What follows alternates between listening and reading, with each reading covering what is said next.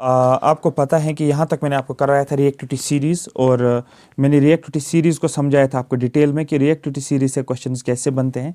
ये ऑलरेडी मैंने आपको कवर किया। ये टेबल से आपको क्वेश्चन बनेगा। आपके जितने भी क्वेश्चंस अभी तक बने हुए हैं वो टेबल से ही बने हैं, ठीक है, लेकिन थ्योरी के फॉर्मेट में। उसके बाद how do metals and non metals react, metals और नॉन मेटल्स कैसे रिएक्ट करते हैं। मैंने पोटेशियम का आपको बोला था ये कैसे रिएक्ट करते हैं, सोडियम के बारे में और गोल्ड के बारे में बताया था। उसके बाद इलेक्ट्रॉनिक कॉन्फ़िगरेशन भी मैंने आपको समझाया था कि K shell, L shell, M shell और एन शेल में आपको बताया था के में 2 इलेक्ट्रॉन्स की कैपेसिटी होती है, इसमें 8, इसमें 18। फिर मैंने आपको एक एग्जांपल लिया था नोबल गैसेस का। सपोज हीलियम में एटॉमिक नंबर क्या है 2, तो वो 2 इसमें, तो ये स्टेबल है। ये तो ना तो गेन करता है ना तो लूज करता है इलेक्ट्रॉन, तो ये इनर्ट गैस है। दैट ना तो ऑक्सीडाइजिंग एजेंट है ना तो रिड्यूसिंग एजेंट है। इसी तरीके से मैंने सोडियम का लिया था। सोडियम मैंने Na लिया था। Na का एटॉमिक नंबर कितना है 11 है। तो इसमें कितना आ जाएंगे, इसमें 2 आ जाएगा, इसमें 8 आ जाएंगे, हो गया 10। बचा कितना 1, M में 1 आएगा। अब ये बोलेगा यार मुझे तो M में 7 और चाहिए तब 8 बनेगी, लेकिन मेरे पास तो 1 ही है, 7 कहाँ से लाऊंगा। ये बोल रहा है 7 लाने से अच्छा है कि मैं ये इलेक्ट्रॉन किसी को दे दूं और ये इस इलेक्ट्रॉन को लूज करता है। जब ये लूज करता है तो ये क्या बनता है, ये रिड्यूसिंग एजेंट बनता है। आ रही बात समझ। जब रिड्यूसिंग एजेंट बनता है इसके ऊपर पॉजिटिव चार्ज आ जाता है। जो इलेक्ट्रॉन्स लूज करता है ना खुद को, ठीक है, जो एटम इलेक्ट्रॉन्स को लूज करता है ना वो रिड्यूसिंग एजेंट बनता है, जो गेन करता है ना वो ऑक्सीडाइजिंग एजेंट बनता है। तो ये हो गया, मैंने मेटल्स में आपको बताया था। इसी तरीके से नॉन मेटल्स में आपको बता देता हूँ।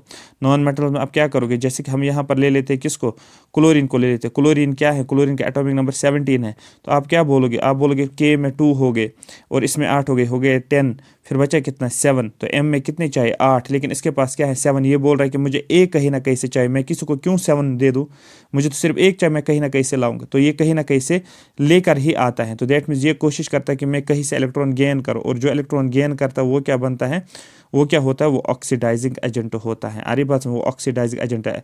ये electronic concept of oxidising and reduction, oxidising agent and reduction, reducing agent है ये ऑक्सीडेशन या रिडक्शन। तो ये क्या करता है, इलेक्ट्रॉन गेन। तो दैट मीन इसलिए क्लोरीन के ऊपर नेगेटिव चार्ज आता है। क्यों, क्योंकि इसको एक नेगेटिव होता है ऐसे। क्यों, क्योंकि इसको एक इलेक्ट्रॉन की जरूरत होती है और ये इसको गेन करना है, तो ये बन गया ऑक्सीडाइजिंग एजेंट। क्लियर हो गया, ठीक है।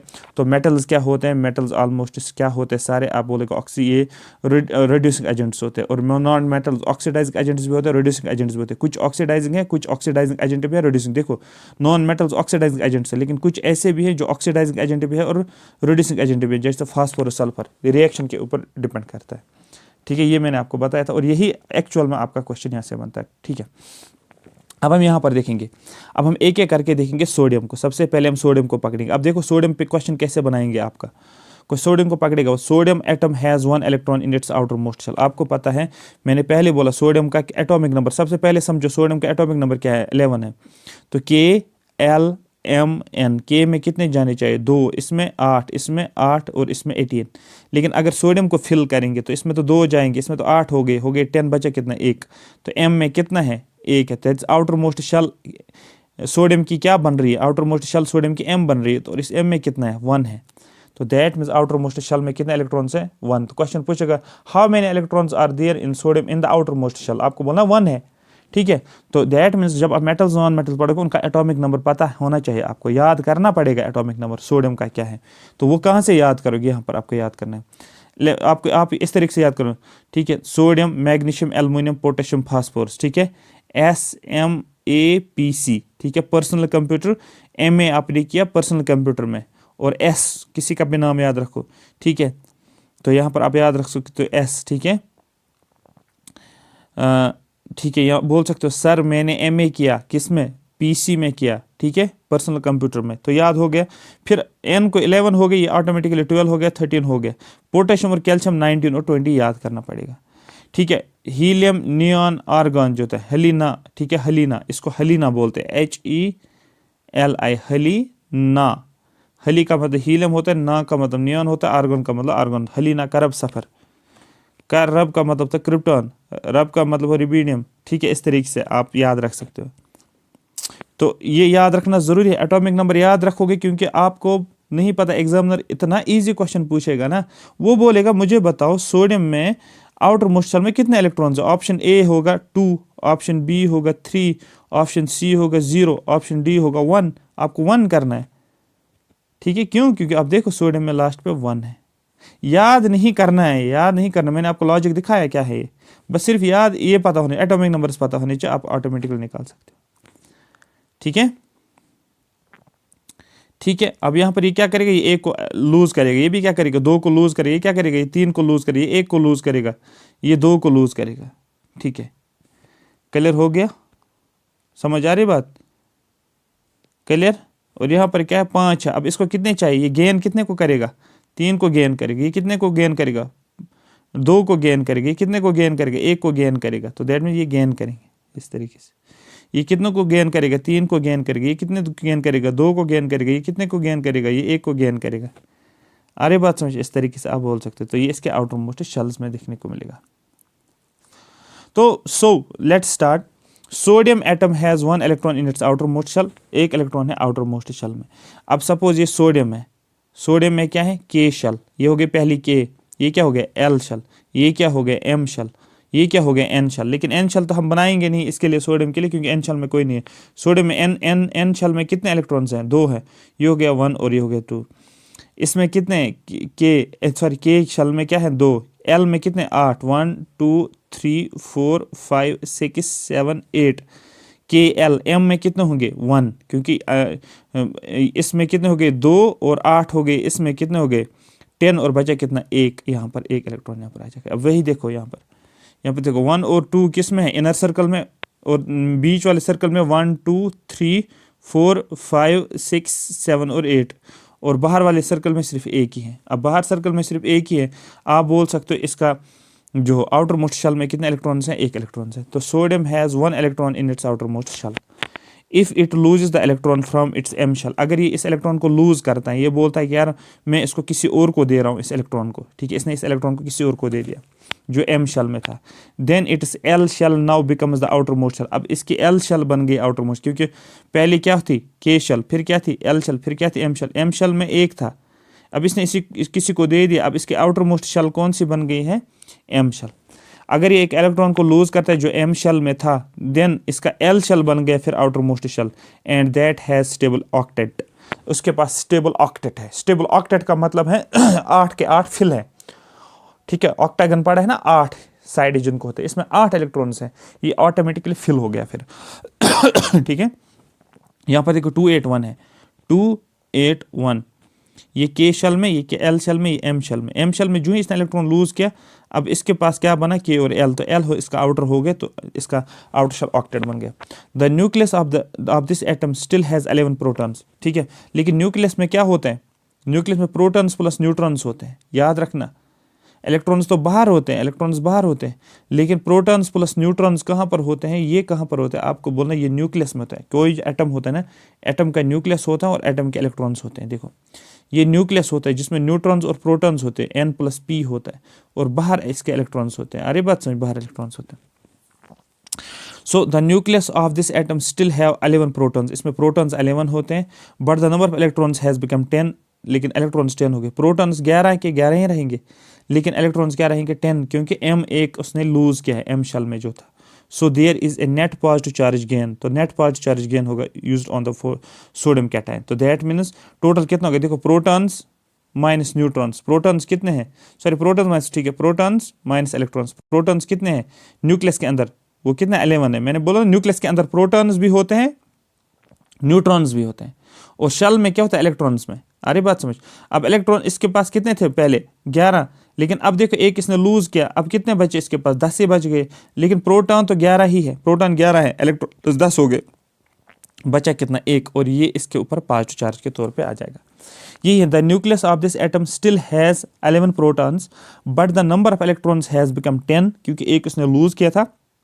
सो there is a net positive charge giving us a sodium cation Na, sodium cation Na। अरे बात समझ। ये देखो इसके पास क्या था 281, 2 इलेक्ट्रॉन्स, 8 इलेक्ट्रॉन्स, 1 इलेक्ट्रॉन, ये एक इलेक्ट्रॉन इसने लूज किया, देखो ये इलेक्ट्रॉन इसने लूज किया, जो ये लूज किया इसके ऊपर पॉजिटिव चार्ज आएगा, और ये पॉजिटिव चार्ज में क्या है आपको बोला 2, ये देखो 2 8, तो ये सोडियम कैटायन, इसको सोडियम कैटायन बोलते हैं। जो ही पॉजिटिव चार्ज आ जाएगा इसको कैटायन बोलते हैं। अरे बात समझ, क्लियर। और ये प्लस ई जो, सॉरी प्लस ई नहीं, ये ई ऊपर जो लिखा है था ना, ये इलेक्ट्रॉन होता है, इससे लूज किया इसको, ठीक है। समझ आ गया? तो ये सोडियम के ऊपर जो भी क्वेश्चन अब बनेगा उसको आप इजीली कर सकते हो, अब कोई टेंशन की बात नहीं है। फिर क्लोरीन पे आ जाओ। अब क्लोरीन पे भी क्वेश्चन है। आप देखो, अगर आप देखोगे ना पिछले ऑप्शंस, आप देखो ना पिछले क्वेश्चंस के एग्जाम्स के ऑप्शंस, क्लोरीन हर जगह पूछते हैं, ऑक्सीजन हर जगह पूछते हैं। अब देखो क्लोरीन का एटॉमिक नंबर, सबसे पहले क्लोरीन का एटॉमिक नंबर क्या? आप बोलोगे सर क्लोरीन का एटॉमिक नंबर 17 है, ठीक है। तो ये हो गया K shell, L shell, M shell और एन शेल। सर इसमें 2 होते, इसमें 8 होने चाहिए, इसमें 8 होने चाहिए, इसमें 18 होने चाहिए, आपको पता है। लेकिन 17 की बात करेंगे तो इसमें 2 आ जाएंगे, इसमें 8 आ जाएंगे, बचा कितना? 10 तो हो गए, बचे कितने? 7। अब एम में कितने आ गए? इसको 7 आ गए, चाहिए कितने? 8। ये बोल रहा है अब मैं कहीं ना कहीं से एक तो लाऊंगा ही लाऊंगा। एक लाने के लिए इसको क्या बनेंगे यहाँ पर? इसको 8 बन जाएंगे यहाँ पर, तो ये स्टेबल होगा। जब ये एक लाएगा तो इसके ऊपर क्या आएगा? दैट मीन्स क्लोरीन है, तो क्लोरीन के पास क्या है? 287 है, लेकिन इसको एक चाहिए, क्या चाहिए? एक इलेक्ट्रॉन। ये एक इलेक्ट्रॉन लाएगा यहाँ पर, ये देखो इसने लाया एक इलेक्ट्रॉन, तो क्या बनेगा? तो क्लोरीन के ऊपर एक नेगेटिव चार्ज बनेगा। यहाँ पर क्या बनेगा? 28, ये 7 के बदले क्या बनेगा? अब 8 बनेगा। दैट्स इट, ठीक है। तो नेगेटिव चार्ज का मतलब एनायन होता है, ठीक है। क्लियर हो गया? तो क्लोरीन में अगर देखा जाएगा यहाँ पर अंदर वाली शेल में कितने होने चाहिए? 2। आप देखो अंदर वाले सर्कल में क्या है? 2 है। फिर कितना होने चाहिए? के एल में कितने होने चाहिए? के एल एम, एल में 8 होने चाहिए, देखो 8 है। 1 2 3 4 5 6 7 8। फिर कितने होने चाहिए? 7 होने चाहिए आउटर शेल में, देखो 1 2 3 4 5 6 7। चाहिए कितने? इसमें 8 चाहिए थे ना, तो दैट मीन्स यहाँ पर देखो क्लोरीन के पास एक्चुअल में 287 है, लेकिन ये एक इलेक्ट्रॉन को गेन कर रहा है, इसको बोलते हैं गेन करना, याद रखना, इसको बोलते हैं गेन करना, ठीक है। प्लस यहाँ पर देखो लूज करना, यहाँ पर देखो इसने लूज किया, यहाँ पर देखो इसने लूज किया था, यहाँ पर देखो क्लोरीन के साइड इसने प्लस गेन किया है, तो ये नेगेटिव बन गया, ये क्लोरीन आया। एनायन होता है, कैटायन के ऊपर पॉजिटिव चार्ज, एनायन के ऊपर negative charge. Chlorine has 7 electrons in its outermost shell. Outermost shell में 7 है, हमने काउंट किया अभी, यस 7 है। And it requires 1 more electron to complete its octet. इसको एक इलेक्ट्रॉन चाहिए, ये 8 के 8 फिल हो जाएंगे, जो इसके लिए आसान है, ठीक है। ये हमने देखा, हाँ ठीक है। अब आगे जब चलते हैं, if sodium and chlorine were to react, ठीक है। 1 सेकेंड, कुछ टेक्निकल इश्यू आ रहा है इसलिए डिले इसमें हो रहा है, जो अंडरलाइन में करता हूँ, ठीक है।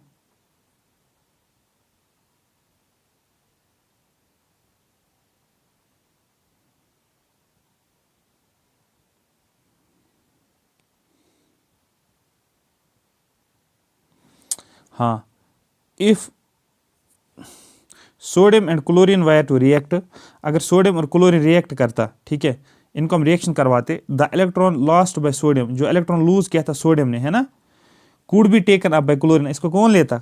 देखो सोडियम और क्लोरीन, ध्यान से फिर से देखो, के में कितने चाहिए? सॉरी के में नहीं, यहाँ पर लिखो आप सोडियम और यहाँ पर क्लोरीन लिखो। यहाँ पर एटॉमिक नंबर क्या है इसका? 11 है। इसका नंबर, इसका क्या है? 17 है। तो के एल और एम ले लो, इसका भी के एल और एम ले लो। यहाँ पर 281 आ गए, यहाँ पर 287 आ गया। एम में चाहिए कितने? 8 चाहिए। इसमें भी एम में कितने चाहिए? 8 चाहिए। लेकिन ये बोल रहा है सोडियम, यार 8 मेरे पास तो एम में एक ही है, लेकिन मैं 8 कहाँ, 7 और कहाँ से लाऊंगा? ये बोल रहा है यार मैं किसी और को दे दूंगा, मैं इस स्टेट में रहूंगा, तो ये किसी और को दे रहा है, तो दैट मीन्स ये इस इलेक्ट्रॉन को क्या करता है? लूज करता है, इस इलेक्ट्रॉन को लूज किया। इसमें 7 है, ये बोल रहा है यार मैं किसको दे सकता हूँ? 7 देना बड़ा मुश्किल है मेरे लिए, आसान है, मैं कहीं से एक और लाऊंगा। ये सोडियम बोल रहा है भाई ले लो ना मेरा एक, तो ये इसका एक ले रहा है। तो सोडियम के, क्लोरीन के क्या बने? क्लोरीन के 8 बन गए यहाँ पर एम में, और यहाँ पर इसके पास 0 बन गए। अरे बात समझ? तो दैट मीन्स हम क्या करते हैं, इसलिए हम सोडियम को क्लोरीन के साथ ही करते हैं, क्योंकि सोडियम में एक पॉजिटिव होता है जो क्लोरीन को देता है, क्लोरीन के ऊपर नेगेटिव चढ़ता है, क्योंकि ये रिसीव करता है, ये गेन करता है। सोडियम क्या है? Sodium is a reducing agent, chlorine is an oxidising agent, और यहाँ पर क्या होता है? NaCl, इसीलिए बन जाता है। लॉजिक समझ आया कैसे होता है? ये ऐसे नहीं होता है Na+ जोड़ो Cl तो बन गया NaCl, इसके पीछे कुछ मैकेनिज्म है, जो मैकेनिज्म मैंने आपको समझाया। If sodium and chlorine were to react, the chlorine lost by sodium could be taken up by the chlorine, ठीक है। Why मैंने आपको समझाया। After gaining the electron, कौन गेन करेगा electron? Chlorine. The chlorine atom gets a unit negative charge. मैंने पहले बोला था जो गेन करता है उसके ऊपर नेगेटिव चार्ज चढ़ता है, बिकॉज इट्स न्यूक्लियस, इसके न्यूक्लियस के पास क्या है 17 protons and there are 18 electrons in its K shell.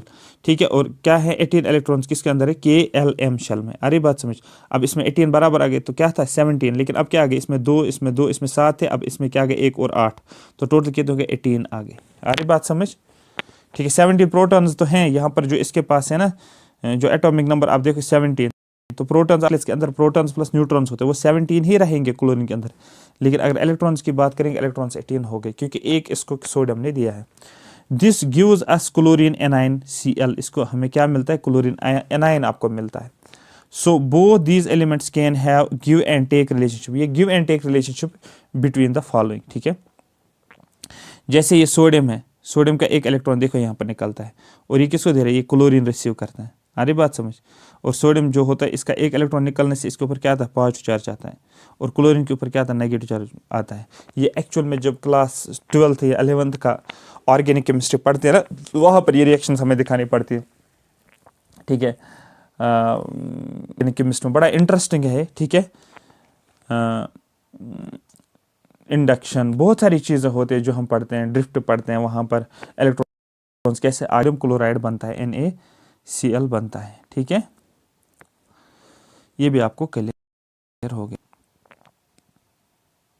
देखो ये सोडियम मेटल कैसे कैसे होता है, बोतल में देखो ये सोडियम होता है, देखो ये क्लोरीन गैस होता है, देखो ये क्लोरीन गैस होता है, देखो दोनों को मिक्स करते हैं, sodium metal reacting with chlorine gas, ये सोडियम मेटल था, ये क्लोरीन था। सोडियम क्या है, इट्स ए मेटल, क्लोरीन क्या है, इट्स ए गैस।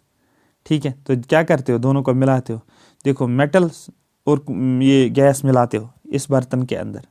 ठीक है, क्या बनता है सोडियम और मेटल रिएक्टिव में रिएक्शन होती है और फाइनली क्या बनता है सोडियम क्लोराइड इस फॉर्म। देखो नमक जो आप खाते हो सोडियम क्लोराइड है ना, नमक ही बोलते हैं ना उसको, हाँ, जो आप चीनी ये नमक डालते हो शायद चाय में। हाँ, देखा रिएक्शन का क्या किस्सा होता है। अगर आगे इसी को कंटिन्यू करूं मैं तो एक और चीज़ मैं आपको दिखाने जा रहा हूं, सोडियम एंड क्लोराइड। अब आप बोल रहे सर आप इसको क्यों डिटेल में बोलते हो, क्योंकि ये आपके सिलेबस में दिया गया है मेटल्स, और मेटल्स में मोस्ट इंपॉर्टेंट जो है वो सोडियम को पकड़ना ज़रूरी है, और नॉन मेटल्स में जो आप पढ़ते हो क्या बोलते हो इसको, जो गैसेस है क्लोरीन को पकड़ना बहुत ज़्यादा ज़रूरी है। ठीक है, sodium and chlorine ions being oppositely charge, sodium के ऊपर पॉजिटिव, क्लोरीन के ऊपर negative charge, attract each other. मैंने आपको पढ़ाया हुआ है, अगर आपको याद होगा मैंने फिजिक्स में आपको एक कॉन्सेप्ट पढ़ाया था, unlike charges attract each other, like charges repel each other, पढ़ाया था ना जब मैंने करंट इलेक्ट्रिसिटी का कॉन्सेप्ट बताया था। Sodium and chloride ions oppositely charge attract each other and are held by strong electrostatic force. देखो क्वेश्चन आपका क्या बनेगा, जो Na और Cl है ये एक दूसरे के साथ बॉन्ड बनाते हैं, और कौन सा फोर्स इनके बीच में होता है, आप बोलोगे इलेक्ट्रोस्टैटिक फोर्स, और इलेक्ट्रोस्टैटिक फोर्स कंसिडर किया जाता है ये स्ट्रॉन्ग फोर्स होता है, electrostatic force of attraction to exist as sodium chloride, तभी ये नमक बनता है। दैट मीन्स इसके बीच में एक स्ट्रॉन्ग फोर्स होता है इन दो के बीच में, और उस फोर्स को ही हम इलेक्ट्रोस्टैटिक फोर्स बोलते हैं। क्वेश्चन बनेगा NaCl में कौन सा फोर्स एग्जिस्ट करता है, आपको बोलना है इलेक्ट्रोस्टैटिक फोर्स। आपको पूछा जाएगा इलेक्ट्रोस्टैटिक फोर्स जो होता है स्ट्रॉन्ग फोर्स है या वीक फोर्स, आपको बोला स्ट्रॉन्ग फोर्स है। ठीक है, it should be noted that sodium chloride does not exist as a molecule, sodium chloride molecule नहीं है, हम ऐसे नहीं लिखेंगे NaCl2 N2Cl2, या हम देखते CO2, देखो C जो एटम है, ऑक्सीजन भी एटम है। ठीक है, हम ऐसे नहीं लिखेंगे, ये क्या बोलते इसको, क्या बोलते इसको, हम NaCl को ऐसे नहीं लिखेंगे NaCl इस तरीके से, फिर यहाँ पर 2 यहाँ पर, मॉलिक्यूल के फॉर्म में नहीं है, ये आपको याद रखना है। So sodium chloride does not exist as a molecule but aggregates of opposite charge, लेकिन क्या कैसे ये रहते हैं, ये एज ए मॉलिक्यूल आप नहीं बोलोगे इसको कि ये मॉलिक्यूल है, जैसे NH3 है ये मॉलिक्यूल है, CO2 है इट्स अ मॉलिक्यूल, O2 है इट्स अ मॉलिक्यूल, लेकिन NaCl को आप मॉलिक्यूल नहीं बोलोगे। रीज़न क्योंकि ये यहाँ पर एक्चुअल में क्या अपोजिट चार्जड आयन्स हैं, ये पॉजिटिव है और ये नेगेटिव। अगर ऑक्सीजन देखो, अब आप बोलोगे सर ऑक्सीजन कैसे फिर मॉलिक्यूल है, देखो ये ऑक्सीजन नेगेटिव है, दोनों है नेगेटिव। अरे बात क्लियर समझ में आ गया, कार्बन और ऑक्सीजन दोनों, देखो कार्बन भी गैस ऑक्सीजन भी गैस, तो ये आप देख सकते हो। ठीक है, आगे हम और ये अगर और डिटेल में जाऊँगा थोड़ा सा तो फिर और अच्छे से ज़्यादा समझेगा, बट वहाँ जाने की ज़रूरत नहीं है, ये फिर थोड़ा सा 11th की तरफ जाएगा। ठीक है, बट जितना आपको ज़रूरत है उसी लेवल पे जाएंगे। ज़्यादा डेप्थ में जाने की ज़रूरत नहीं है, ज़्यादा ऊपर सुपरफिशियल हवा में भी जाने की ज़रूरत नहीं है, ठीक है। यहाँ ज़रा देखो मैग्नीशियम की कितना एटॉमिक नंबर है, आप बोलोगे सर 12 है। फिर के हो गया आपका, एल हो गया, एम हो गया। के में क्या डालोगे 2, इसमें क्या डालोगे 8, इसमें क्या डालोगे, इसमें 2। तो इसमें चाहिए कितने, इसको 6 और चाहिए। लेकिन ये बोल रहा है यार 6 लाने से अच्छा है मैं इन 2 को ही किसी और को दे दूँ। ये 2 इलेक्ट्रॉन्स लेकर जाता है, इससे सॉरी ऐसे 2 इलेक्ट्रॉन्स चले जाते हैं, लूज करता है। तो मैग्नीशियम क्या बना, मैग्नीशियम रिड्यूसिंग एजेंट बना। देखो यहाँ पर मैग्नीशियम 2 है इसके पास, लेकिन ये क्या करता है, ये इन 2 को गवा देता है और इसके पास 2 8 ही बचता है, 2 8 ही बचता है। देखो ये 2 इलेक्ट्रॉन्स किसी को देता है, जो ही किसी को देता है इसके ऊपर पॉजिटिव चार्ज आ जाता है। पॉजिटिव चार्ज का मतलब ये बनता है मैग्नीशियम कैटायन। क्लोरीन के पास 2 8 7 है, इसको यहाँ पर 7 के बदले 8 होने चाहिए। तो ये बोलता है मैं कहीं से तो लेकर आऊँगा इलेक्ट्रॉन, तो ये इलेक्ट्रॉन लेकर आता है। जो इलेक्ट्रॉन लेकर आता है 2 8 7 के बदले क्या बनेंगे 8। जो ही इसके पास एक रिसीव करता है, ठीक है, गेन करता है, इसके ऊपर नेगेटिव चार्ज बनता है, तो ये एनायन बन गया, ठीक है। तो यहाँ पर मैग्नीशियम के पास क्या है, तो दैट मीन्स अब आप बोलोगे सर मैग्नीशियम के पास 2 हैं, इसने 2 लूज किए, क्लोरीन को 1 मिला तो ये 8 हो गया, ये इसके 18 हो गए, और दूसरा क्लोरीन भी ये 18 हो गया। दैट मीन्स अगर आप देखोगे वो क्या होता है MgCl2 आई थिंक बनेगा फिर। अरे बात समझ, यहाँ पर देखो Mg के पास क्या है, आप बोलोगे सर Mg के पास 2 पॉजिटिव चार्ज आ गए, क्यों, 2 इलेक्ट्रॉन्स को ये लूज करता है। क्लियर हो गया, समझ आ गई बात। तो इस तरीके से ये कंपाउंड फॉर्मेशन कैसे, let us see the formation of one more ionic compound magnesium chloride. हमने क्या लिखा MgCl2, ठीक है, लिया हमने suppose. The compound formed in this manner by the transfer of electrons from a metal to a non metal. देखो यहाँ पर द कंपाउंड्स फॉर्मड, जो कंपाउंड्स बनते हैं, कंपाउंड का मतलब क्या होता है, एक से ज़्यादा मेटल्स मिलकर कंपाउंड बनाते हैं, या एक से ज़्यादा मॉलिक्यूल मिलकर कंपाउंड बनाते हैं, ठीक है। तो the compounds formed in this manner by the transfer of electrons from a metal. Metal क्या है, मैग्नीशियम से इलेक्ट्रॉन्स ट्रांसफर हो गए, कितने इलेक्ट्रॉन्स, 2 इलेक्ट्रॉन्स ट्रांसफर हो गए, ठीक है, टू ए नॉन मेटल, किसके पास चले गए, नॉन मेटल। नॉन मेटल किसके पास, क्लोरीन के पास आ गए, ठीक है, क्लोरीन के पास 2 इलेक्ट्रॉन्स आ गए, नोन एज आयोनिक कंपाउंड। इनको हम आयोनिक कंपाउंड बोलते हैं, क्यों, क्योंकि मैग्नीशियम से आयन चले गए और क्लोरीन के ऊपर आ गए। अरे बात समझ, क्लोरीन के ऊपर नेगेटिव चार्ज है, सोडियम के ऊपर पॉजिटिव चार्ज चढ़ गया, तो ये आयन्स हो गए, या इसको इलेक्ट्रोवैलेंट कंपाउंड्स बोलते हैं, ठीक है। नाम दूसरा आयोनिक कंपाउंड्स का दूसरा नाम आयोनिक इलेक्ट्रोवैलेंट कंपाउंड्स भी बोलते हैं। फाइनली क्या बनता है, मैग्नीशियम ने 2 लूज किए, यहाँ पर क्लोरीन ने उन 2 को पकड़ा, ये बन गया मैग्नीशियम क्लोराइड। तो मैग्नीशियम क्लोराइड कैसे बनेगा, Cl2 बनेगा ना, Cl2। यहाँ पर एक ही Cl नहीं है, यहाँ पर Cl2 है, एक Cl एक इलेक्ट्रॉन। देखो यार, देखो ध्यान से देखो, यहाँ पर क्लोरीन था, यहाँ पर सबसे पहले मैग्नीशियम के पास क्या है 2 8 2। अब ये बोल रहे मैं इस 2 को किसी को दे दूं, क्लोरीन की बात करेंगे, उसके पास 2 8 7, ठीक है। तो ये क्लोरीन तो एक ही पकड़ेगा ना, ये तो 2 नहीं पकड़ेगा ना, ये तो 2 नहीं पकड़ेगा यार, इसको एक ही चाहिए, तो ये 8 बनेगा। तो दूसरा क्लोरीन भी आएगा फिर 2 8 7। तो एक इन 2 में से एक इस क्लोरीन के पास जाएगा, इन 2 में से एक इस क्लोरीन के पास जाएगा, तो यहाँ पर ये 8 बन गया, यहाँ पर ये 8 बन गया, तो यही बन गया MgCl2, इसी को बोलते हैं।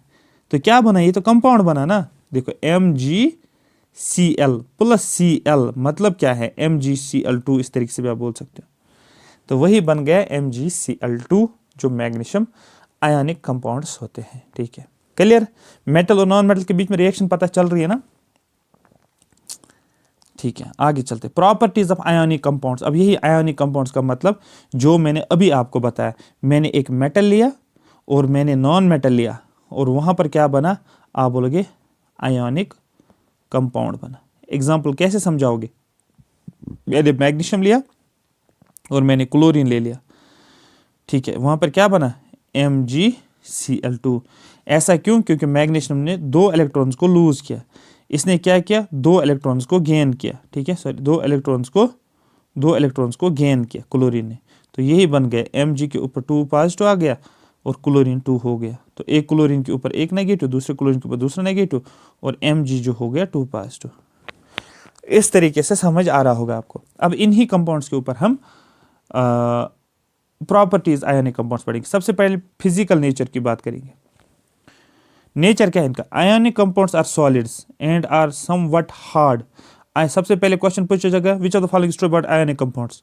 आपको आयनिक कंपाउंड सॉलिड्स होते हैं, सॉलिड फॉर्म में रहते हैं, एंड आर समवट हार्ड, ये हार्ड होते हैं because of the strong force, इनके बीच में फोर्स होता है स्ट्रॉन्ग, इसलिए हार्ड होते हैं, of attraction between positive and negative ion. आप NaCl देखो ना, नमक देखो, हार्ड होता है, वो हार्ड होता है, उसको तोड़ना पड़ता है। हम तो पाउडर फार्म में NaCl को लेकर आते हैं, पाउडर फार्म जो हमें इस पे मिलता है, पैकेट्स में मिलता है, ये एक्चुअल में इस तरीके से होता है, इस सोडियम क्लोराइड। अरे बात समझ। फिर पुराना ओल्ड नमक देखा है आपने, पुराना वाला नमक, वो सॉलिड होता है ना इस तरीके से, क्योंकि इनके फोर्स ऑफ अट्रैक्शन जो होते हैं बहुत हार्ड होते हैं, क्योंकि पॉजिटिव आयन और नेगेटिव आयन मिलकर बनाते हैं, अट्रैक्शन बहुत होती है। These compounds are generally brittle, ये ब्रिटल होते हैं, आप थोड़ा सा ऊपर से हिट करो ये टूट जाते हैं, ब्रिटल। जैसे कि आप देखो ना, ब्रिटल कौन है, डायमंड होता है, डायमंड ब्रिटल होता है, आपने हिट किया ना ये पीसेस में टूट जाता है, ठीक है, ब्रिटल होता है, एंड ब्रेक इनटू पीसेस, ब्रीस में होता है। Then when pressure is applied, जब इनके ऊपर प्रेशर डालते, जैसे कि ये नमक है, सॉलिड फॉर्म में बड़ा सा नमक है, ऊपर आपने कुछ लाया, हैमर लाया, हैमर से इसको हिट किया ना, तो ये क्या हो जाएगा, ये पीसेस में ऐसे बिखर जाएगा। फिर दूसरा देखो, आयनिक कंपाउंड्स के metals, melting point and boiling point. Ionic compounds of high melting point, ये जल्दी मेल्ट नहीं होते हैं, और बॉइलिंग पॉइंट भी ज़्यादा होता है, ये जल्दी बॉयल भी नहीं होते हैं। This is because a considerable amount of energy is required to break the strong inner ionic attraction.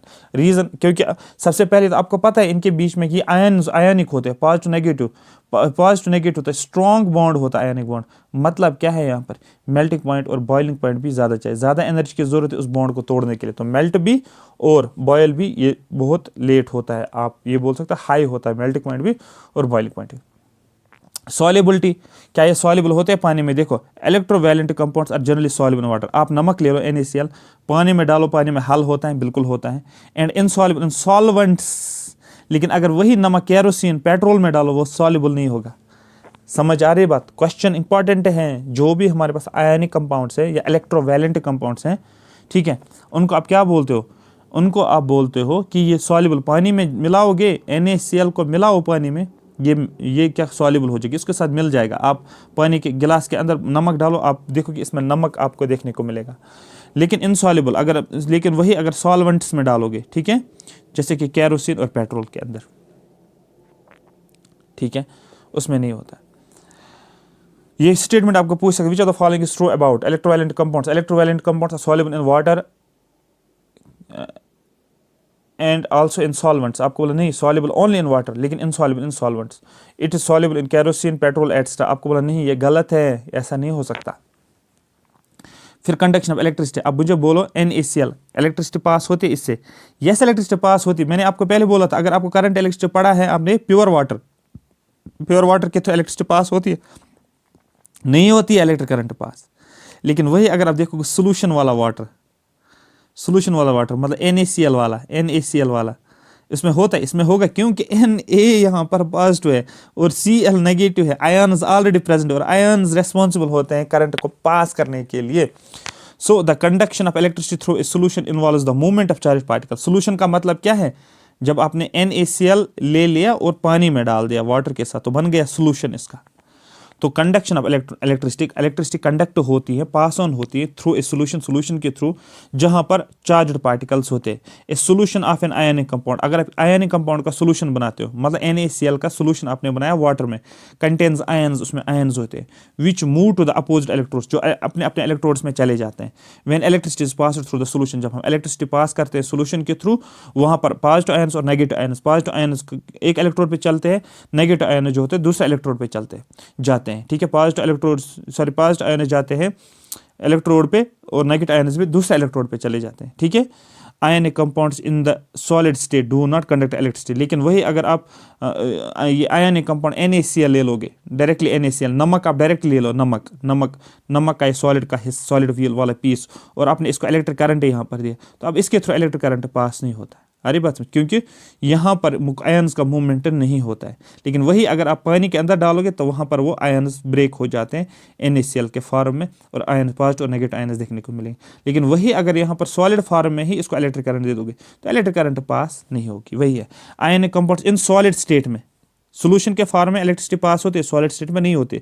Do not conduct electricity because movement of ions in the solid is not possible. Solids के अंदर ions move नहीं करेंगे due to their rigid structure, क्योंकि इनकी structure rigid होती है, ठीक है, पैक होता है बट इन आयोनिक फॉर्म। लेकिन अगर ये आयोनिक फॉर्म में जाएंगे, conduct electricity in the molten state. लेकिन जो ही आप इसको आयोनिक कंपाउंड्स में डाल देते हो, सोल्यूशन में डाल देते हो, ये क्या करता है, मोल्टन स्टेट में बनाते हो, मोल्ट, ठीक है, मोल्ट बनाते हो, ठीक है, मोल्टन स्टेट में हीट अप करते हो, मोल्टन स्टेट में बनाते, फिर इलेक्ट्रिसिटी पास होती है। This is possible in the molten state since the electrostatic force of attraction between the oppositely charge ions are overcome due to heat. वही हो गया मोल्टन स्टेट का मतलब, आपने इस NaCl को ले लिया, इस आयोनिक कंपाउंड को ले लिया, आपने इसको हीट दे दिया। इस हीट की वजह से क्या होता है, ये बॉन्ड इनके बीच में ब्रेक होता है, तो ये आयंस बन जाते हैं। This is possible in the molten state since the electrostatic force of attraction, जो इनके बीच में NaCl के बीच में जो बॉन्ड था ना, स्ट्रॉन्ग बॉन्ड जो था, वो क्या हो गया, between the opposite charge ions are overcome, वो टूट जाता है हीट की वजह से। Thus the ions move freely, फिर आयंस NaCl यहाँ चला जाएगा पॉजिटिव लेकर, नेगेटिव यहाँ, पॉजिटिव यहाँ, नेगेटिव यहाँ, पॉजिटिव यहाँ, और ये क्या करेंगे, इलेक्ट्रिसिटी आगे फ्लो हो जाएगी। ठीक है, क्लियर हो गया, यहाँ तक आपको समझ आएगा। नेक्स्ट हमारा जो रहेगा that would be occurrence of metals. Metals का ऑकरेंस कैसे होता है, यहाँ पर मिनरल्स और ओर को समझना जरूरी है। अगर आपने मेटल को समझना है और आपको जब तक मिनरल और ओर पता नहीं होगा, मेटल्स पढ़ने का कोई फायदा नहीं है। मैं बोलूँगा व्हाट इज मेटल, अगर मैं पूछूंगा आपको मेटल पढ़ा है आपने, आपने बोला सर हाँ पढ़ा है मेटल, मैं बोलूँगा जरा मिनरल और बता, क्योंकि वहाँ से तो निकालते हो आप। डिड यू अंडरस्टैंड, क्लियर है ना। वही है मिनरल्स एंड ओर का मतलब क्या होता है। देखो ये बेसिक कॉन्सेप्ट है। As a student of physics और केमिस्ट्री और you are preparing for any exam, mineral और ओर का पता होना बहुत जरूरी है। Mineral, the earth crust is the major source of metals. आपको पता है ये अर्थ का क्रस्ट हमारे पास है, इस तरीके से क्रस्ट बनाते हैं। ये क्रस्ट होता है, ये मेंटल होता है, ये कोर होता है। ये क्रस्ट हो गया, ये मेंटल हो गया, कोर होता है। ये क्रस्ट में क्या होता है, मेजर सोर्स ऑफ मेटल्स हमारे पास। अब मेटल्स की बात करें, सपोज यहाँ पर कॉपर भी होगा, यहाँ पर आयरन भी होगा, यहाँ पर सिल्वर भी होगा, यहाँ पर गोल्ड भी होता है, यहाँ पर डायमंड भी होता है, यहाँ पर ग्रेफाइट भी होता है। अरे बहुत सारी चीज़ें यहाँ पर है, ठीक है। That means major source of metals हो या नॉन मेटल्स हो। Sea water also contain some soluble salt. Sea water में जाओ, समंदर में जाओ, वहाँ पर क्या होता है, सॉल्युबल साल्ट्स। जैसे कि कौन सा सॉल्युबल साल्ट, सोडियम क्लोराइड, यहाँ क्या है, मैग्नीशियम क्लोराइड, जो अभी मैंने आपको बताया। The elements are compounds, element हो या कंपाउंड हो। एक होता है एटम, Na, ठीक है, अरे बात समझ, एटम, एटम को एटम्स मिलाते हैं तो एलिमेंट बनाते, एलिमेंट्स बनाते तो कंपाउंड्स बनाते, मॉलिक्यूल्स बनाते, अरे बात समझ, ठीक है। तो दैट मीन्स द एलिमेंट्स या compounds which occur naturally in the earth crust, जो एलिमेंट्स हो या कंपाउंड्स है, जैसे कि NaCl है, ये इसके अंदर मिलता है आपको, सपोज सी के अंदर मिलता है, अरे बात समझ। तो आप क्या बोलोगे उसको, कि वो नेचुरली होता है अर्थ क्रस्ट के अंदर, इनको हम मिनरल्स बोलते हैं। वो एलिमेंट्स या वो कंपाउंड्स जो नेचर में पाए जाते हैं, अर्थ के क्रस्ट के अंदर चले जाओ वहाँ पर मिलते हैं, उसको हम मिनरल्स बोलते हैं। एट सम प्लेस, कुछ ऐसी जगह भी देखने को मिलेंगे, minerals contain very high percentage of the particular metal, ठीक है। ऐसे भी प्लेसेस हैं यहाँ पर 100 किस्म के मेटल्स होंगे, ठीक है, 100 किस्म के मेटल्स होंगे, लेकिन सबसे ज़्यादा एक किस्म का सबसे ज़्यादा होगा। ये पूरा एरिया एक किस्म ने लिया है। At some places minerals contain very high percentage of particular metal, एक पर्टिकुलर मेटल का, जैसे कि आयरन ही ज़्यादा देखने को मिलेगा। तो हम बोलते हैं ये स्टेट जो है यहाँ पर सबसे ज़्यादा आयरन निकलता है। बाकी मेटल्स भी हैं, लेकिन हम चाहते हैं कि आयरन यहाँ पर सबसे ज़्यादा हो।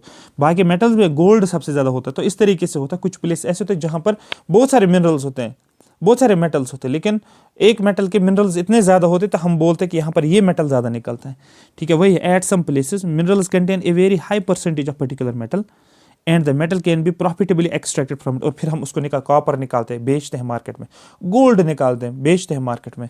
These minerals are called as ores, हम उसको ओर फिर बोलते हैं।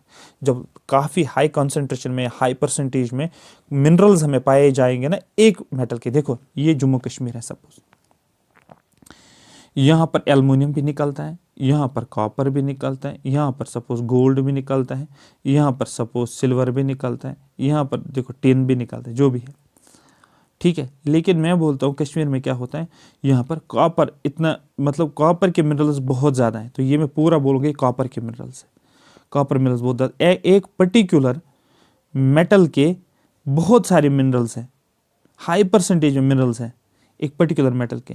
तो हम क्या करेंगे, हम बोलेंगे यहाँ पर तो ज़्यादा मिल रहा है ना, हम इस कॉपर को क्या करेंगे, बेचना शुरू करेंगे मार्केट में। और ये पूरा जो होता है ये बन गया ओर। दीज मिनरल्स आर कॉल्ड ओर। हमने इसको अब निकालना शुरू किया ये हाई परसेंटेज में और बेचना शुरू कर दिया, ठीक है। मिनरल्स और कम समझ में आ गया। जो नेचुरली पाए जाते हैं अर्थ के क्रस्ट में, वो एलिमेंट हो या कंपाउंड, वो मिनरल होता है। और जो हाई परसेंटेज में होता है, ठीक है, एक पर्टिकुलर मेटल उसके मिनरल्स बहुत हाई परसेंटेज में होता है, उसको हम क्या बोलते हैं, वो उसका ओर हो गया, ठीक है, इन्हीं मिनरल्स को ओर बोलते हैं। लेकिन अब एक्सट्रैक्शन भी करनी है, एक्सट्रैक्शन भी करो ज़रा, कैसे निकालना है, एक्सट्रैक्ट करो। जैसे कोई चीज़ आपने लिप्टन चाय बना, लिप्टन चाय में टी की पत्ती भी होती है ना, लेकिन आप छन्नी में उसको निकालते हो तो टी की पत्ती ऊपर बैठती है ना, नीचे से चाय निकलती, तो छन्नी से आपने क्या किया, उसको एक्सट्रैक्ट किया, बाहर निकाला उसको, जो चाय फंसी हुई थी अंदर, जो चाय की पत्ती लिप्टन चाय के अंदर थी, ठीक है, समझ आ रही बात। तो इसी तरह एक्सट्रैक्ट आप करते हो। यहाँ मिनरल जो होते हैं किसके अंदर, ज़मीन के अंदर, अर्थ के अंदर, उसको अब आप बाहर निकालते हो। अरे बात समझ, वो प्योर फॉर्म में अभी नहीं है, अभी आप निकाल रहे हो, उसके साथ मिट्टी होगी, उसके साथ बहुत सारी चीज़ें मिली हुई होगी, लेकिन आप बाहर निकालते हो, एक्सट्रैक्शन करते हो। वही है मेटल्स को एक्सट्रैक्ट करना, ठीक है। Some metals are found in the earth crust in the free state, कुछ मेटल्स फ्री स्टेट में होते हैं, जैसे कि डायरेक्टली कॉपर मिलेगा फ्री स्टेट में, जैसे कि डायरेक्टली सोडियम मिलेगा फ्री स्टेट में, ठीक है। Some are found in the form of their compounds, कुछ होते हैं किसके फॉर्म में, NaCl के फॉर्म में। अरे बात समझ, क्लियर हो गया। यहाँ सॉरी मैं MgCl2 लिखूंगा, MgCl2 के फॉर्म में, इस तरीके से लिखूंगा। यहाँ लिखूंगा CaCl2 के फॉर्म में, इस तरीके से लिखूंगा। या CuSO4 के फॉर्म में, इस तरीके से लिखूंगा। ये कंपाउंड के फॉर्म में हो गया, ठीक है। लेकिन अगर मैं डायरेक्ट लिखूंगा ये मेटल, ये डायरेक्टली क्या हो गया, फ्री स्टेट में। लेकिन ये वही अगर लिखूंगा CuSO4, ये हो गया कंपाउंड के फॉर्म में। मैं लिखूंगा Na, लेकिन या Mg लिखूंगा मैं, ये डायरेक्ट फ्री स्टेट में हो गया। लेकिन वही लिखूंगा MgCl2, ये कंपाउंड के फॉर्म में आ गया। तो some metals are found in the earth crust free state में, या कुछ होते हैं किसमें, कंपाउंड्स में। The metals at the bottom of the activity series are least reactive. यहाँ पर देखो एक्टिविटी सीरीज में जो लास्ट में है तो वो सबसे कम रिएक्टिव होते हैं। जैसे कि लास्ट कौन से सबसे ज़्यादा रिएक्टिव, ये है। नीचे नीचे जितना आ जाओगे रिएक्टिविटी कम होती है, तो ये जो होते हैं ये सबसे कम रिएक्टिव होते हैं। They are often found in the free state, वो मेटल्स जो कम रिएक्टिव होते हैं वो फ्री स्टेट में ही हमें मिलते हैं। जिनकी रिएक्टिविटी कम होती हैं वो ज़्यादा हमें देखने को मिलता है फ्री स्टेट में, जैसे कि Ag, Au गोल्ड होता है, Ag सिल्वर होता है, ये जनरली हमें फ्री स्टेट में ही देखने को मिलते हैं। क्लियर हो गया। देखो एक्टिविटी सीरीज से भी कैसे पता चलता है, रिएक्टिविटी सीरीज जो सबसे ज़्यादा रिएक्टिव होता है ना, वो कंपाउंड के फॉर्म में देखने को मिलता है। लेकिन ये कह रहा है they are found in free state. The metals at the bottom of the activity series are least reactive, they are often found in a free state. For example जैसे गोल्ड है, यहाँ पर Au गोल्ड है, silver है Ag silver है, platinum है, copper है, देखो कॉपर है यहाँ पर, are found in free state. ये एज इट इज एग्जाम के क्वेश्चन है, बहुत इंपॉर्टेंट है। डेफिनेटली लॉजिक देखो पीछे क्या हो सकता है, लॉजिक क्या होगा, सर ये क्यों फ्री स्टेट में, अरे यार आपको पता है फ्री स्टेट में होगा, क्यों होगा, लीस्ट रिएक्टिव, ये रिएक्ट नहीं करते दूसरों के साथ, ये बोलते यार मुझे अकेला रहना, मुझे छोड़ दो यार, तो ये फिर अकेला रहता है। अकेला मतलब क्या हो गया, गोल्ड मिलेगा एज इट इज, सिल्वर मिलेगा, ये आयरन मिलेगा एज इट इज, कॉपर मिलेगा एज इट इज। लेकिन अगर सोडियम देखा जाएगा वो डेफिनेटली कुछ ना कुछ मिलेगा। ये कैल्शियम देखने को CO3 के फॉर्म में होगा। Mg देखोगे MgCl2 देखने को मिलेगा। पोटेशियम ढूंढोगे K2Cr2O7 के फॉर्म में देखने को मिलेगा, इस तरीके से, ठीक है। आयरन ढूंढोगे तो Fe2O3, ठीक है, इस फॉर्म में देखने को मिलेगा, या और भी किसी के साथ, ठीक है। क्लियर हो गया। Cu कॉपर होता है, CuSO4, ठीक है, इस फॉर्म में मिलेगा। तो मतलब क्या है, जो लेस रिएक्टिव होता है वो रिएक्टिविटी कम करता है, रिएक्टिविटी कम होती है, रिएक्ट नहीं करता किसी और के साथ, तो फ्री स्टेट में ही मिलेगा। Copper and silver are also found in a combined state, लेकिन copper and silver combined state में भी होते हैं as their sulphates and oxide ores. क्योंकि आपने देखो CuSO4, देखो अभी मैंने लिखा, कॉपर फ्री स्टेट में भी हो सकता है, लेकिन कॉपर हमें कंपाउंड के फॉर्म में भी देख सकते हैं। देखो किसके साथ, सल्फाइड के साथ, या ऑक्साइड ओर्स के साथ भी देखने को मिलता है। कॉन्सेप्ट्स क्लियर हो रहे हैं। Ag2Al3 कुछ ऐसे भी कंपाउंड्स आप देखने को मिलेंगे, ठीक है। मतलब ओवरऑल ये याद रखना है, जो लेस रिएक्टिव होता है वो फ्री स्टेट में ही रहते हैं, ठीक है। लीस्ट रिएक्टिव, लेस नहीं लीस्ट रिएक्टिव, मतलब ये गोल्ड वाला, ये सिल्वर का, ठीक है, ये फ्री स्टेट में भी पाए जाते हैं। समझ आया होगा। आगे चलते हैं फिर। ये एक्टिविटी सीरीज जो भी पेज में आपको देखने को मिलेगा ना, याद रखना है activity series as it is. Activity series को कैसे याद रखो, सबसे पहले sodium, potassium, calcium, magnesium, aluminium, इसको इलेक्ट्रोलिसिस रिडक्शन यूजिंग कार्बन, यहाँ पर जिंक, Fe, आयरन, ये Ag found in native state free state में, ओरिजिनल स्टेट में पाए जाते हैं। क्वेश्चन पूछ सकते हैं which of the following two elements, which of the following two elements जो होते हैं, ठीक है, एटम जो होते हैं, ये फ्री स्टेट में पाए जाते हैं, या सॉरी एटम्स नहीं, मेटल्स फ्री स्टेट में पाए जाते हैं। आपको बोलना सिल्वर और गोल्ड, ठीक है। The metals at the top of the activity series, जैसे टॉप में कौन थे, potassium, sodium, calcium, magnesium, aluminium. Potassium, sodium, calcium, magnesium, aluminium are so reactive, इनकी रिएक्टिविटी इतनी ज़्यादा है that they are never found in nature as a free element, तो ये फ्री स्टेट में नहीं होते हैं। The metals in the middle of the activity series, और मिडल एक्टिविटी सीरीज में कौन से होते हैं, ये वाले जिंक, आयरन, लेड और कॉपर। कौन सा, zinc, iron, lead copper extra are moderately reactive, इनकी रिएक्टिविटी कम है। They are found in the earth crust, ये अर्थ क्रस्ट में होते हैं mainly as oxides, sulphates and carbonates, ये ऑक्साइड, सल्फेट्स और कार्बोनेट्स में होते हैं, ठीक है। या तो किसी ऑक्सीजन के साथ रिएक्ट करेंगे, या सल्फर के साथ रिएक्ट करेंगे, या कार्बन के साथ रिएक्ट करेंगे, तो बन जाएगा ऑक्साइड, सल्फेट्स और कार्बोनेट्स। जैसे जिंक सल्फेट आपने पढ़ोगे ZnSO4, आपने पढ़ोगे Fe2O3, है ना, ऑक्साइड्स होते हैं, CuCO3, इस तरीके से, है ना, कार्बोनेट्स के फॉर्म में। इस तरीके से you will find that the ores of many metals are oxides, आप देखोगे जो भी हम ओर्स होते हैं ना बहुत सारे मेटल्स के, मतलब ये हमने ओर देखे, यहाँ पर बहुत सारे मिनरल्स हैं, बहुत सारे मिनरल्स हैं, जैसे कि जिंक के मिनरल्स यहाँ पर बहुत सारे हैं, लेकिन ये किसके साथ मिले होंगे, ये ऑक्साइड्स के साथ मिले होंगे, ये ऑक्साइड के फॉर्म में होंगे, वही लिखा है, you will find that ores of many metals are oxides, ठीक है। This is because oxygen is very reactive element, oxygen का एटॉमिक नंबर जरा बताओ मुझे कितना है। अरे यार, ऑक्सीजन का एटॉमिक नंबर आपको दिखाएंगे, क्योंकि ये देखना जरूरी, ये पॉइंट समझाना मुझे जरूरी है, ठीक है।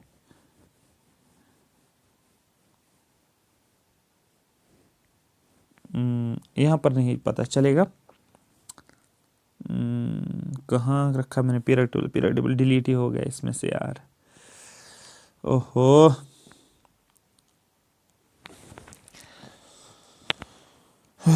क्लोरीन का 17, ऑक्सीजन का कितना होगा, मेरे हिसाब से 10 है, 10 11 हो सकता है, डिबेट करो फिर चेक करता हूँ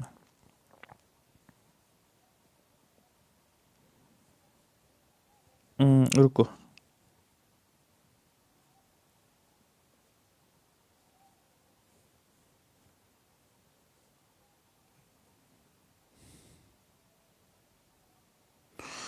ठीक है आगे चलते हैं।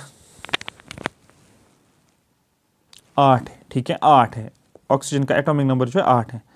मुझे वापस आना पड़ेगा यहाँ पर, क्योंकि ये पीडीएफ में जो आपके साथ शेयर करूँ ये मामूली पीडीएफ नहीं है, इस चीज़ को समझो, इस बात को आपको सारी चीज़ें क्लियर, मेरा काम है वो करवाना, लेकिन जो वर्ड लिखा है वर्ड मुझे समझाना है, वर्ड क्यों ऐसा बोल रहा है, ये क्यों ऐसा कॉन्सेप्ट है, ठीक है, ठीक है, ओके। अब मैंने क्या बोला आपको, यहाँ पर क्या लिखा है, you will find ores of many metals, बहुत सारे मेटल्स हैं जिनके ओर्स क्या होते हैं, ऑक्साइड के फॉर्म होते हैं। मतलब ऑक्साइड के फॉर्म में का मतलब, अगर हम जिंक बोलेंगे ना, ZnO, सपोज जिंक के मिनरल्स बहुत सारे होंगे, लेकिन वो जिंक Zn से नहीं डायरेक्ट होगा, वो ऑक्साइड के फॉर्म में होगा, ZnO, ZnO2, ZnO2, ZnO, ZnO2, मतलब ऑक्साइड के फॉर्म में। अब देखो इलेक्ट्रॉनिक कॉन्फिगरेशन क्या है, KLm, ऑक्सीजन क्या है, ऑक्सीजन का एटॉमिक नंबर क्या है 8, यहाँ पर कितना आएंगे 2, यहाँ पर कितना आएंगे 6, इसको कितने चाहिए, इसको 2 चाहिए, ये क्या बनेगा यहाँ पर, ये 8 बनेंगे इसमें, क्योंकि 2 इसमें आ गए, 6 इसमें आ गए, टोटल तो 8 हो गया, लेकिन एल में को कैपेसिटी कितनी है 8 की, इसको 2 चाहिए, तो ऑक्सीजन चाहता है ये 2 कहीं ना कहीं से मैं लाऊं, मतलब कोशिश करेगा रिएक्ट करने की, कहीं ना कहीं किसी ना किसी को फंसाऊं या पटाऊं मैं, उससे 2 इन इलेक्ट्रॉन्स 2 को तो मुझे लाना ही पड़ेगा, तो इसीलिए ऑक्सीजन क्या होता है, रिएक्ट होता है। अगर आप जिंक देखोगे, जिंक के ऊपर क्या होता है, वो लूज करता है इलेक्ट्रॉन्स को, तो जिंक लूज करता है इलेक्ट्रॉन्स, ऑक्सीजन बोल रहा है आजा आजा मुझे दे दे, मैं नहीं छोड़ने वाला, मुझे चाहिए मुझे चाहिए। अब देखोगे Fe2, सपोज Fe2O3, अरे बात समझ, तो ये आयरन क्या करता है, ये 2 इलेक्ट्रॉन्स को लूज करता है, ऑक्सीजन बोल रहा है मेरे पास तो कम, मुझे तो कम, मुझे तो 2 की कमी है, आजा आजा आजा मेरे पास, दे दे मुझे, बस वही चीज़ें चल रही, जैसे मैं बोल रहा हूँ ना वर्ड टू वर्ड, सेम इस तरीके से आप, ठीक है, सेम चीज़ आप समझो। तो that this is because oxygen is very reactive element, क्यों रिएक्टिव है, क्योंकि इसके पास KLm शेल में इसके पास 2 6 हो गए 8, है ना। तो एल शेल में इसको और दो की जरूरत है, तो इसलिए आपने देखा होगा ऑक्सीजन पे इतने O2 नेगेटिव, इस तरीके से देखा होगा ना, ऊपर से नेगेटिव ये गेन करता है, तो that oxygen is an oxidising agent. अरे ऑक्सीजन क्या है, ये ऑक्सीडाइजिंग एजेंट है, याद रखना, क्योंकि ये गेन करता है इलेक्ट्रॉन्स को। जो गेन करता है इलेक्ट्रॉन, क्योंकि electronic concept of oxidising agent and reducing agent समझना जरूरी है, ठीक है। This is because oxygen very reactive element and is very abundant on earth, क्योंकि ऑक्सीजन भी काफी ज्यादा है। अगर आपको पता होगा ज्योग्राफी का कॉन्सेप्ट भी यहां पर होता है, एटमॉस्फेयर में जाओ वहां पर 78% नाइट्रोजन है और 21% ऑक्सीजन आपको देखने को मिल रहा है। और अर्थ की अगर बात करोगे ना, वहां पर क्या होता है, आपने सुना होगा ना नाम, ठीक है, NIFE नाइफ, ठीक है। क्रस्ट को क्या बोलते हैं, सियाल, SIAL सियाल, और क्या होता है सीमा, SIMA सीमा, ठीक है। दैट मीन्स क्रस्ट में भी, मेंटल में भी सिलिका होता है, यहाँ पर भी सिलिका होता है, SIAL एल्युमिनियम भी होता है, नाइफ कोर में निकल और आयरन होता है। तो सिलिकॉन जो होता है वो किस में होता है, सिलिका या सिलिकॉन, ये किस में होता है, ये क्रस्ट में भी होता है, मेंटल में भी। इसी तरीके से अर्थ के अंदर भी ऑक्सीजन जो होता है वो ज़्यादा होता है, ठीक है। समझ आ रही बात?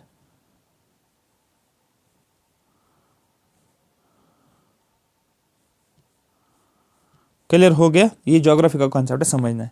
रीजन ये है क्योंकि ऑक्सीजन तो रिएक्टिव है एलिमेंट, लेकिन एंड इज वेरी एबंडेंट। देखो एक तो रिएक्टिव भी है लेकिन एबंडेंट भी है, काफी पाया जाता है अर्थ के अंदर, ठीक है। कितना है अर्थ के अंदर जो होता है, ये 46.6% इसका मास होता है। अर्थ का मास जो होता है ना क्रस्ट का, अर्थ क्रस्ट का मास जो होता है ना वो 46%, मतलब ऑलमोस्ट 47% ऑक्सीजन की ही वजह से है।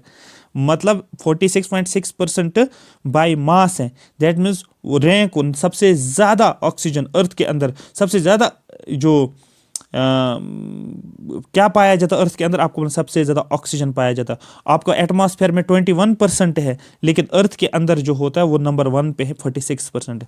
जैसे कि आप एटमॉस्फेयर पढ़ते हो ना और आप अर्थ पढ़ते हो, ध्यान से देखना, एटमॉस्फेयर में क्या होता है, नाइट्रोजन कितना है 78%, ऑक्सीजन कितना है 21%, तो रैंक क्या है, दूसरी रैंक है एटमॉस्फेयर में। लेकिन अर्थ में अकेला 47, ऑलमोस्ट 47% है, तो सबसे नंबर 1 में है बाय मास। तो दैट मीन्स अर्थ में अगर ऑलरेडी ज़्यादा पाया जाता है, तो दैट में जब अर्थ में ऑलरेडी है, जो भी मेटल होंगे तो वो तो इसके साथ बॉन्ड बनाएंगे ना, वो तो इसके साथ बनाएंगे। जो भी रिएक्टिव मेटल्स होते हैं ना वो तो ऑक्सीजन के साथ रहेंगे। इसलिए कहा गया है ये स्टेटमेंट, जो भी मेटल्स हमारे पास हैं, ठीक है, अर्थ क्रस्ट के, ये मेनली एज ऑक्साइड्स होते हैं। सल्फाइड्स भी होते हैं और कार्बोनेट्स भी होते हैं, क्योंकि अर्थ के अंदर कार्बन भी होता है, अर्थ के अंदर सल्फर भी होता है, ठीक है। क्लियर हो गया?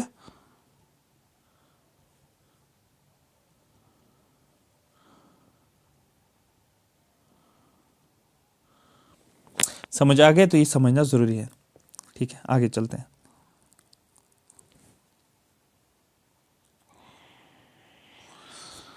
ठीक है, तो सबसे ज्यादा होता है ऑक्सीजन, सल्फर भी ज्यादा होता है, लेकिन कॉपर से, कार्बन से ज्यादा होता है, लेकिन ऑक्सीजन सबसे ज्यादा होता है। तो अब यहां पर देखो, on the base of reactivity के बेस पे we can group metals into following 3 categories. हम मेटल्स को 3 कैटेगरीज में ग्रुप करेंगे, किसके बेस पे, रिएक्टिविटी पे। दैट मीन्स रिएक्टिविटी, किसी की रिएक्टिविटी ज्यादा होगी, किसी की रिएक्टिविटी कम होगी, किसी की रिएक्टिविटी बहुत ही ज्यादा होगी, ठीक है। तो ये metals with low reactivity, come reactivity के, मेटल्स विथ मीडियम रिएक्टिविटी जो दरमियान वाले हैं, मेटल्स विथ हाई रिएक्टिविटी। आ रही बात समझ? तो यहां पर लिखा गया और कॉन्सेंट्रेशन ऑफ और कितना, और में कितनी कॉन्सेंट्रेशन है मेटल्स की, मेटल्स ऑफ हाई रिएक्टिविटी। इस और के अंदर ऐसे मेटल्स होते हैं जिनकी रिएक्टिविटी काफी ज्यादा होती है, ऐसे मेटल्स भी होते हैं जिनकी रिएक्टिविटी कम होती है, ऐसे मेटल्स भी होते हैं जिनकी रिएक्टिविटी लो होती है, ठीक है। क्लियर हो गया? उनकी इलेक्ट्रोलिसिस करो तो ये प्योर मेटल्स बनेंगे जिनकी रिएक्टिविटी सबसे ज्यादा है। दैट मीन्स हाई रिएक्टिविटी वाले, फॉर एग्जाम्पल मैं क्या बोलता हूँ, रिएक्टिविटी पोटेशियम, सपोज ये इस तरीके से मिलेगा K2Cr2O7, है ना, मतलब K2Cr2, ये सपोज हमने मेटल पाना है पोटेशियम, सपोज, समझ आ रही बात? ये हाईली रिएक्टिविटी है, ये सोडियम सब। अब हम क्या करेंगे, हम कैसे पाएंगे इसको, हमें कैसे मिलेगा ये जो एटम हमारे पास हाई रहेंगे, कैसे हासिल कैसे करेंगे, आप इलेक्ट्रोलिसिस करो तो आपको प्योर मेटल मिलेगा। क्लियर? Did you understand? यहां तक समझ में आ गया?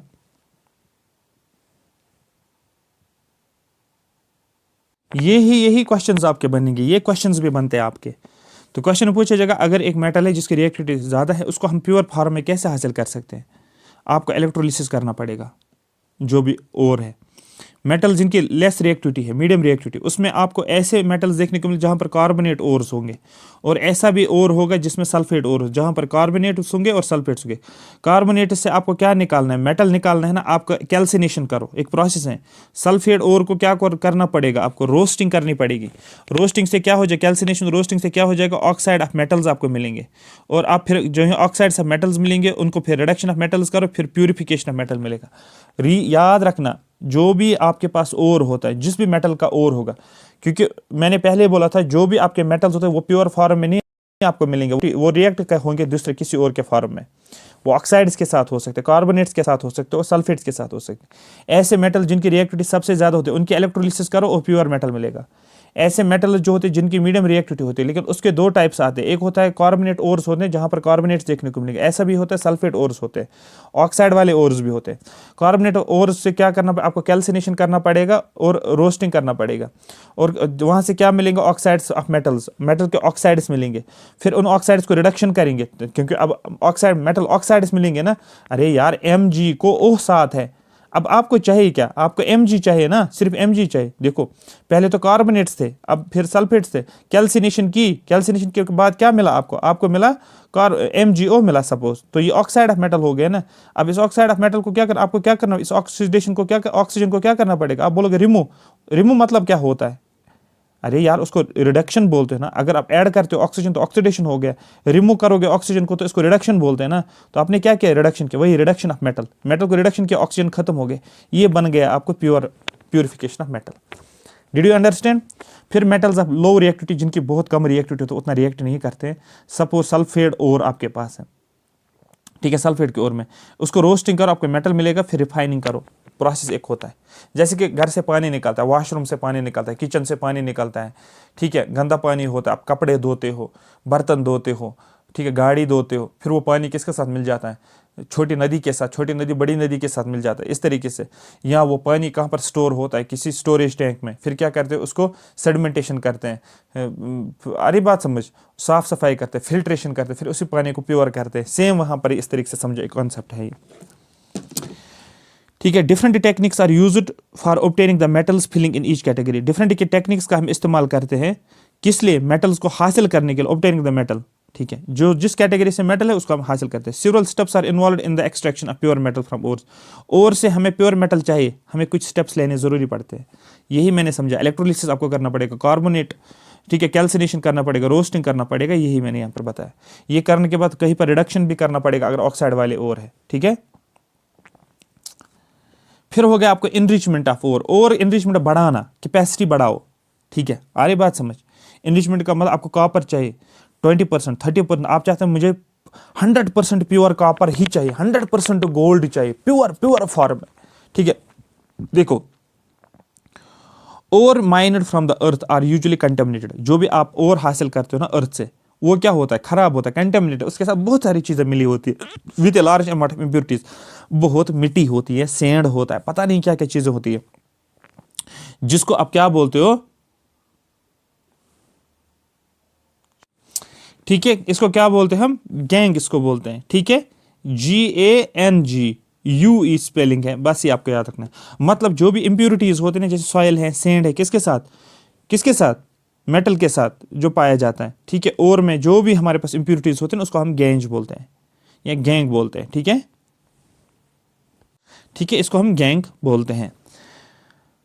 आगे देखते हैं, the impurities must be removed from the ore. Impurities को रिमूव करना पड़ेगा ना ओर से, ठीक है, prior to the extraction of the metal को एक्सट्रैक्ट करने से पहले। देखो, ओर से आप क्या निकालते हो? ओर में मिनरल्स पाए जाते हैं, वहां पर मेटल्स आपको देखने को मिलेगा, लेकिन यहां पर सबसे पहले इंप्योरिटीज मस्ट बी रिमूव्ड।